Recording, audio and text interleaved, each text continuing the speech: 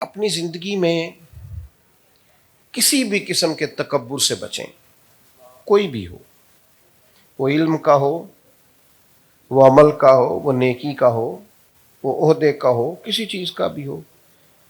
تکبر کئی اقسام کا ہوتا ہے۔ اگر آپ نمازی ہیں تو آپ کے دل میں بار بار وہ لوگ برے آپ کو لگتے ہیں جو نماز نہیں پڑھتے اور آپ شدت کرتے ہیں، تو پھر آپ کو بھی ذرا سمجھنے کی ضرورت ہے۔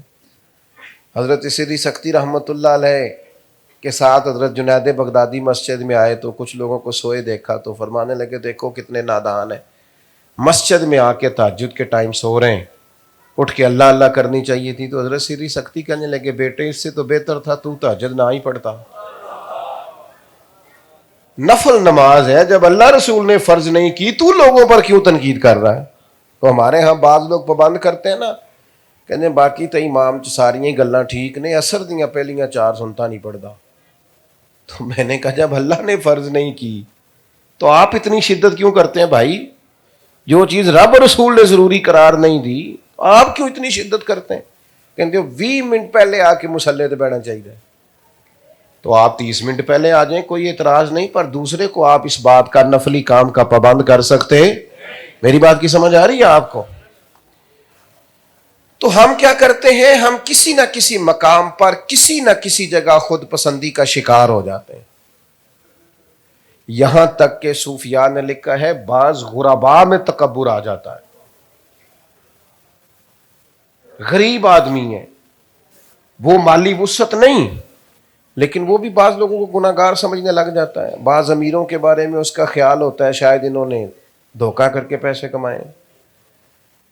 فرماتے ہیں یہ کسی جگہ بھی جڑ پکڑ لیتا ہے، علم کے ساتھ تکبر آتا ہے۔ امام غزالی کہتے ہیں کہ بعض لوگ ایسے ہوتے ہیں کہ ابھی پڑھائی شروع کرتے ہیں تو انہیں بڑے لوگوں کی چیزیں غلط نظر آنی شروع ہو جاتی ہیں۔ بڑے لوگوں، ایسا نہیں ہے بھائی، آپ زمین پہ رہیں، آپ لوگوں سے پیار کریں، آپ اللہ کے بندے بن کے زندگی گزاریں۔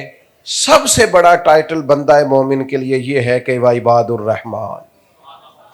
اور عباد الرحمن کون ہوتے ہیں؟ وعباد الرحمن الذین یمشون علی الارض ہونا۔ رحمان کے بندے وہ ہیں جو زمین پر عاجزی کے ساتھ چلتے ہیں، جن کے مزاج میں عاجزی ہوتی، انکساری۔ آج کل جس بندے کے پاس ڈرائیور رکھنے کے پیسے ہوتے ہیں نا، وہ بیچارہ بڑا پریشان ہو جاتا ہے۔ اس کا خیال ہوتا ہے چونکہ ڈرائیور میں نے رکھا ہے تو اب نہ میری گاڑی کا دروازہ بھی ڈرائیور کو ہی کھولنا چاہیے۔ میں نے بعض ایسے کمزور لوگ دیکھے ہیں کہ ڈرائیور پہلے دروازہ کھول کے بٹھاتا ہے، پھر ادھر سے آ کے اپنی گاڑی میں بیٹھتا ہے، پھر کہیں اترتا ہے تو پھر دروازہ کھولتا ہے، پھر اس کا آ کے کھولتا ہے۔ او بھائی کیا ہو گیا تجھے؟ اتنا کو کام تو خود بھی کر سکتا ہے، لیکن یہ مفت کا اپنے اندر چیزیں پیدا کر لینا۔ دیکھو اللہ تعالیٰ نے ہمارے کریم رسول کو شان دی تو اتنی دی کہ بعد از خدا بزرگ توئی قصہ مختصر، اتنی بڑی عظمت عطا کی اللہ تعالیٰ نے۔ لیکن صحابہ فرماتے ہیں کہ نبی پاک اگر ہم مسجد نبی کی اینٹیں اٹھا کے لا رہے تھے نا، مسجد تعمیر ہو رہی، سنو نا یار، یہ پیر صاحب بھی سنے، مفتی صاحب بھی سنے، ڈاکٹر صاحب بھی سنے، پروفیسر صاحب بھی سنے، سب سنے، سب کو پتا ہے اس بات کا۔ صحابہ فرماتے ہیں مسجد تعمیر ہو رہی تھی تو ہم اینٹیں اٹھا کے لا رہے تھے تو مدینے والے محبوب بھی اینٹیں اٹھا کے لا رہے